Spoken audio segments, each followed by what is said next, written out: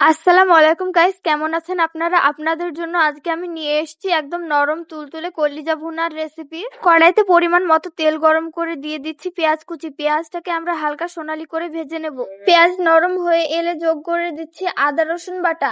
কাঁচা গন্ধটা যাওয়া পর্যন্ত একটু নেড়ে চেড়ে নিয়ে এবার গুঁড়ো মশলা দিয়ে দেব। হলুদ, মরিচ, ধনে আর জিরে গুঁড়ো। মশলা যাতে না পুড়ে যায় তাই সামান্য জল অ্যাড করে দিয়েছি। কলিজা ভুনার আসল স্বাদ লুকিয়ে আছে এই মশলা কষানোর উপর।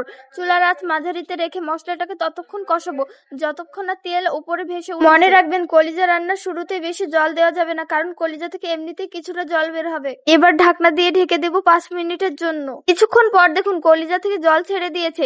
এই জলে কলিজা সেদ্ধ হয়ে আসবে। ঝোলটা যখন মাখা মাখা হয়ে আসবে তখন আমি সামান্য জল দেবো গ্রেভিটাও একদম পারফেক্ট মাখা মাখা হয়েছে। তৈরি হয়ে গেল দারুণ স্বাদের তুলতুলা কলিজা ভুনা। গরম ভাত, পরোটা কিংবা রুটির সাথে এই কলিজা ভুনা জাস্ট অসাধারণ। রেসিপিটি কেমন লাগলো অবশ্যই কমেন্ট করে জানাবেন। ভালো লাগলে লাইক, শেয়ার আর চ্যানেলটি সাবস্ক্রাইব করতে ভুলবেন না। কিন্তু আজকে এখানেই বিদায় নিচ্ছি। আল্লাহ হাফেজ।